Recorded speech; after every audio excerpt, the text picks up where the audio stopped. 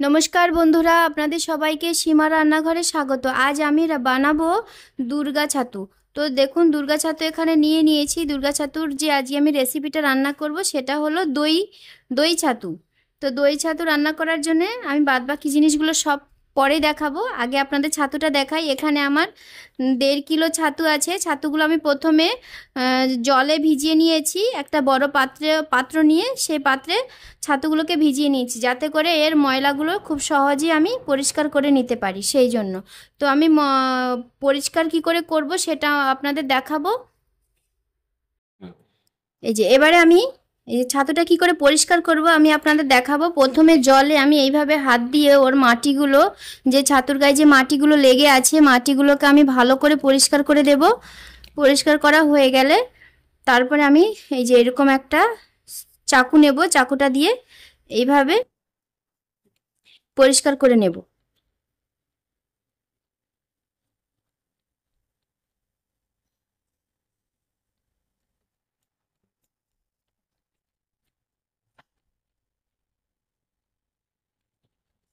তারপরে যে ও ছাতুর মাথার দিকটায়, যে দিকটায় ছাতার মতো হয় সেই দিকটায় এই যে এরকম একটা পিচ্ছিল পদার্থ আছে, এটাকে আমরা আস্তে আস্তে করে এইভাবে পরিষ্কার করে নেব।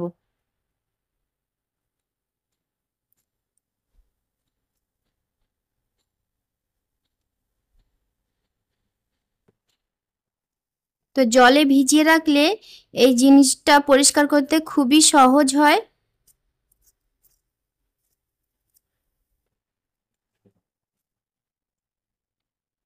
এই যে দেখুন, পরিষ্কার করে নিয়েছি। এখন আমি দেখব এই যে ডাঁটিটা, এই ছাতুর যে ডাঁটিটা, এর মধ্যে পোকা হয় মাঝে মাঝে। তো কুঁড়িগুলোতে খুব একটা পোকা হয় না, তবু আমি দেখে নেব যে পোকা হয়েছে কিনা।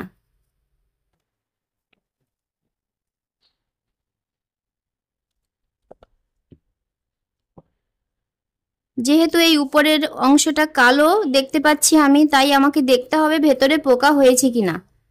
এই যে দেখুন, এর ভেতরে কিন্তু পোকা হয়েছে, তাই আমি ডাঁটিটাকে ফেলে বাদ দিয়ে দেব। আমি আপনাদেরকে একটু জুম করে দেখিয়ে দিই।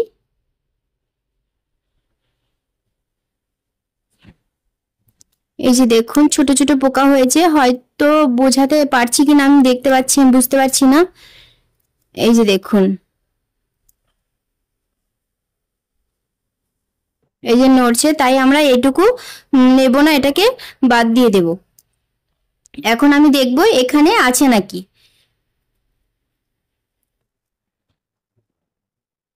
এখানে দেখছি এখানে আর কোনো পোকা নেই, তাই আমি এই অংশটুকু নেব, আর এই যে বাকি অংশটুকু ফেলে দেব।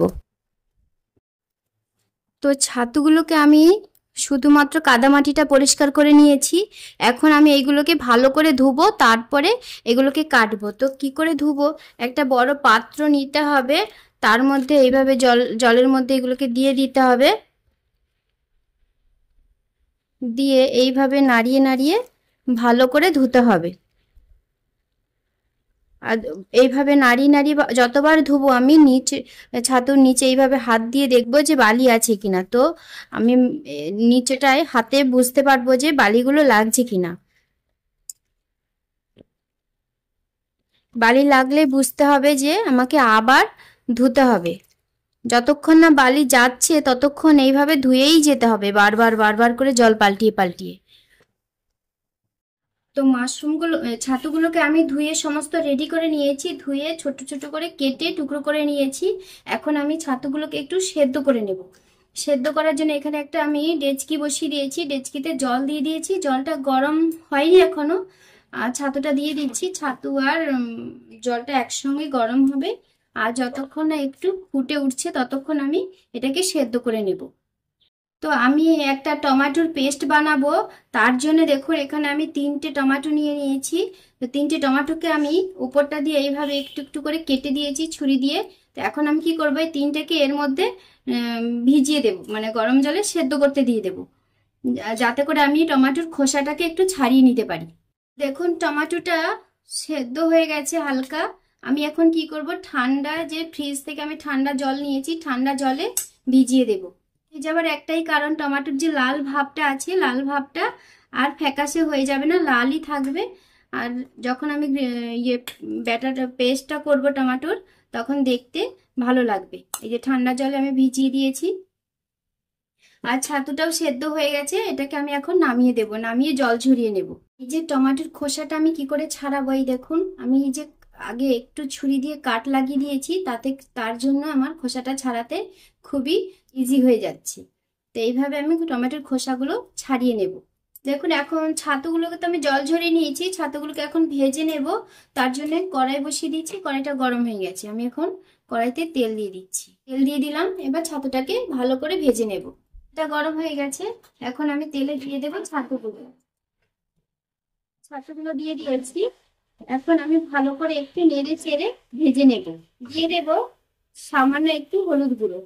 ছাতুর গায়ের ভেতরে যে জলটা আছে, জলটা বেরিয়ে আসবে, ভাজাটা সুন্দর হবে। যে ছাতুটা আমার ভাজা হয়ে গেছে, এখন ছাতুটাকে নামিয়ে দেব।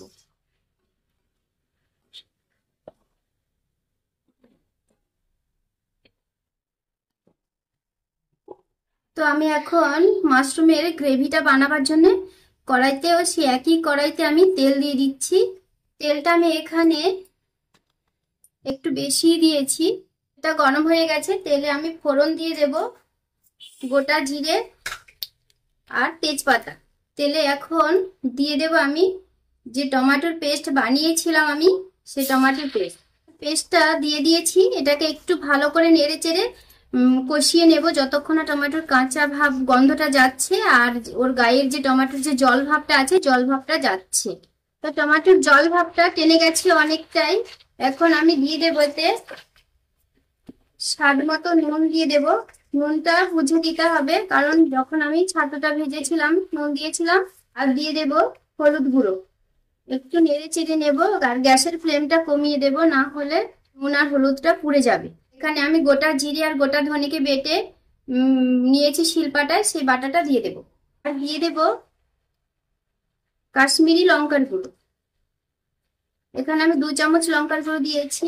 ঝালের জন্য আমি 4-5টা কাঁচা লঙ্কা আমি বেটে নিয়েছি টমেটোর পেস্টের সঙ্গে। আদা আর টমেটো কাঁচা লঙ্কা একসঙ্গে বেটে পেস্ট করে নিয়েছিলাম। তো দেখুন মশলাটা কষানো হয়ে গেছে। এখন আমি দিয়ে দেব যে পোস্ত কাজু বাদাম আমি বেটে নিয়েছিলাম একসঙ্গে, সেই পেস্ট দিয়ে দেব।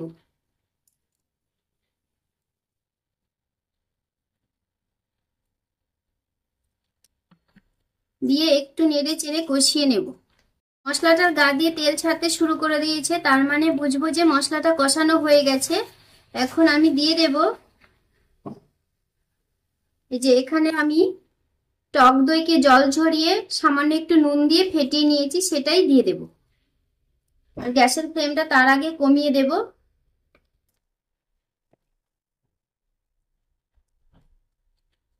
দেখুন টক দইটা যেহেতু আমি জল ঝরিয়ে ফেটিয়েছি, তাই জন্য কত সুন্দর ক্রিমের মতো একটা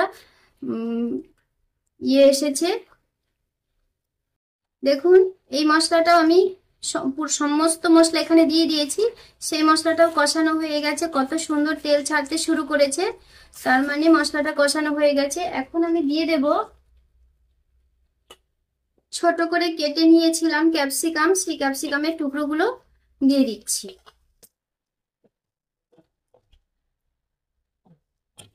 এখানে আমি বড় সাইজের একটা ক্যাপসিকাম নিয়েছি। ক্যাপসিকামটা সুন্দর করে মশলাগুলোর সঙ্গে মেশানো হয়ে গেছে। এখন আমি দিয়ে দেব ভেজে রাখা ছাতুগুলোকে।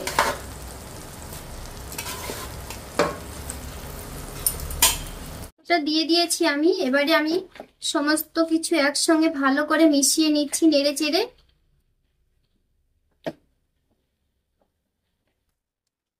তো মেশানো হয়ে গেছে, সবকিছু মেশানো হয়ে গেছে, আর কত সুন্দর তেল ছাড়ছে, তার মানে কষানো হয়ে গেছে সুন্দর। এখন আমি দিয়ে দেব জল। জল দিয়ে দিয়েছি। জল দেবার পরে আমি একটু নেড়ে চেড়ে মিশিয়ে নিচ্ছি সুন্দর করে। আমাকে আরো একটু জল দিতে হবে, আমি গ্রেভিটা এইরকমই রাখবো, তো আমাকে আরো একটু জল দিতে হবে। যতক্ষণে ক্যাপসিকামটা সেদ্ধ হচ্ছে, তার জন্য আমাকে আরো একটু জল দিতে হবে। আমি আরো একটু জল দিয়ে দিলাম। দিয়ে এইভাবে আমি আরো 5-7 মিনিট রান্না করব। দেখুন কত সুন্দর হয়েছে রেসিপিটা দেখতে, দেখেই লোভ লাগছে।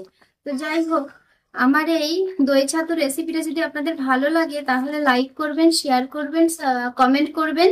আর যারা আমার চ্যানেলটা নতুন দেখছেন তারা অবশ্যই একটা সাবস্ক্রাইব করে দেবেন। তো এখন আমার রেসিপিটা রান্না প্রায় হয়ে গেছে। আমি এখন দিয়ে দেব, ক্যাপসিকামটাও সেদ্ধ হয়ে গেছে। এখন আমি দিয়ে দেব গরম মশলা, দিয়ে দিচ্ছি গরম মশলার গুঁড়ো, আর দিয়ে দেব একটু কেসুরি মেথি, দিয়ে একটু নেড়ে চেড়ে দেবো। আবার শেষে দিয়ে দিব 1 চামচ চিনি। তাতে দই আর টমেটোর যে টক ভাবটা সেটাকে ব্যালেন্স করবে, সেই জন্য আমি চিনিটা দিয়ে দিলাম। তো আমার রেসিপিটা এই পর্যন্তই। আপনাদের সবাইকে টাটা, সবাই ভালো থাকবেন, সুস্থ থাকবেন।